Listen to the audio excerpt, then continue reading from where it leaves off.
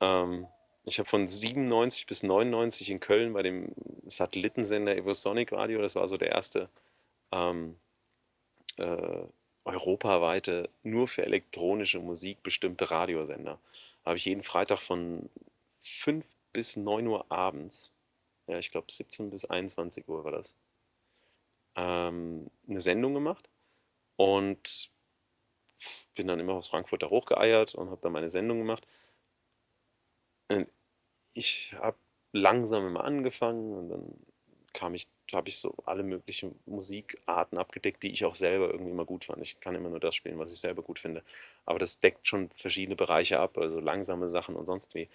Und wenn ich dann mal zu ein bisschen übersteuerten, krasseren Sachen kam, so gerade so englische Sachen wie so Surgeon und Rages und so, so Downwards, ähm, dann habe ich immer irgendwie so gesagt, so, ja, das schreddert jetzt. Das ist, weil das ist übersteuert, das macht krrrk, ja. Und hin und wieder hatte ich den To dabei, der hat hier in einem Plattenladen in Frankfurt gearbeitet, der kam einfach freitags öfter mit mir da hoch. Und der brüllte irgendwann mal aus dem Hintergrund so, das schranzt. Und ich so, ja genau, das schranzt. Wir haben keine Ahnung, was das bedeutet, aber es passt zu dem, was hier gerade läuft, das schranzt. Und damit war nie gemeint irgendeine Schnelligkeit von einem Track oder ob der hart oder Hardcore war. Das waren teilweise ganz langsame Sachen, die einfach nur vor sich hingerummelt haben irgendwie. Auch immer was ich versucht habe in meiner Musik irgendwie vorwärts zu bringen, dieses Dreckige, weil ich habe immer zu sauber geklungen. Und ich fand es immer ganz toll, dass die Engländer es oder teilweise manche Amerikaner geschafft haben, so dreckig zu klingen. Und das war für mich dieses dirty, schredderige, schranzige. Wir haben einfach das Wort benommen. Hätte ich damals gewusst, dass das irgendwie so einen Lauf nimmt, hätte ich mir ein anderes Wort einfallen lassen, was irgendwie netter klingt oder sonst was. Und das war alles. Damit ist die Geschichte eigentlich schon erzählt. Den Rest haben andere Leute gemacht.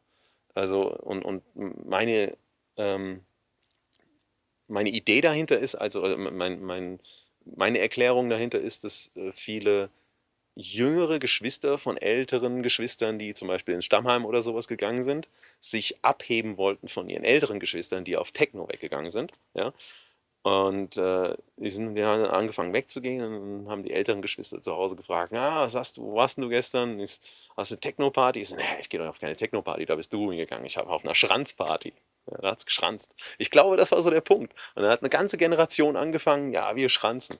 Puh, kann ich gar nichts für. Und dann schranzten die alle und dann hatten die alle ihren Outfit. Und also, ich habe denen das nicht vorgemacht. Ich bin nicht mit Schlaghosen rumgelaufen und mit lustigen Mützen oder sonst irgendwas. Also das war eh so ein Phänomen, auch im Stammheim irgendwie, dass du teilweise Leute gesehen hast, die angezogen waren und wir uns dann also DJs oder Betreiber oder Verantwortliche sich angeguckt haben und gesagt haben, woher haben die das? Weil normalerweise in jeder anderen Szene, wenn du irgendwie Rockbands siehst, die kleiden sich wie die Rockbands, die lassen sich lange Haare wachsen und haben Lederkutten an oder sowas.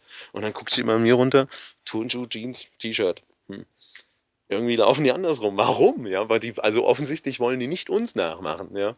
Also irgendwas machen die von selbst. Und da war der Begriff Schranz für die einfach irgendwie plötzlich so ihre Beschreibung. Das ist ihr Lebensstil, das ist ihr Inhalt, Schranz, Schranz, Schranz. Und es ging dann weiter, gerade auch Rush wurde dann sehr populär, es wurde immer härter und ich glaube, die haben den Begriff mit in diese Musik reingenommen. Und für viele, die dann zu dem Zeitpunkt dazu kamen, war dann Schranz gleichbedeutend mit Hard Techno und das ist hart. Und dann fingen Plattenfirmen an, wie Zyx oder sowas, Schranz-Compilations rauszubringen und Schranz-Compilation hier und Schranz da. Und ich stand dann nur noch so da, was ist denn hier passiert? Das glaube ich ja alles gar nicht, ja. Und das hat alles nichts mit meiner ursprünglichen Definition eigentlich zu tun gehabt. Das alles hat sich alles von selbst entwickelt.